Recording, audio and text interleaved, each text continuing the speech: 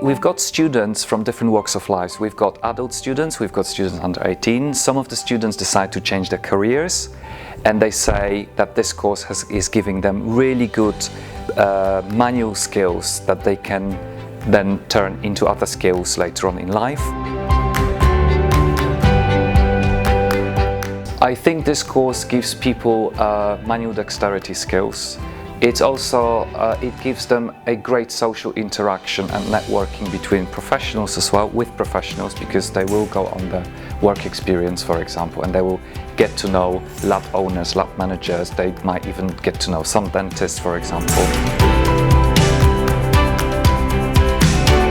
What students really enjoy during the course, I think the practical component of it, because it's really hands-on. They work on the work that we set them, and it simulates the real life experience as well. I would say usually it's around 70–75% of our students go into employment. The rest of the students might go and do either degree or decide to use this course as a stepping stone, because it's a level 3 qualification, so they might use it, I don't know, in applying to universities for slightly different degrees, but still technical degrees.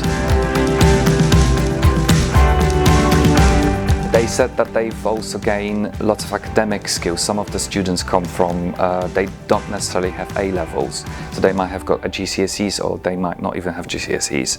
So they get academic skills that they can use later on in life, which is quite essential when they decide to go on to a degree, for example. During the work experience, they will obviously hopefully they will get all the skills they need to be ready for work. And we've had some students already in the first year showing some initiative, and they've already ended up with having jobs. So we were really happy about that. First of all, I love the contact with students.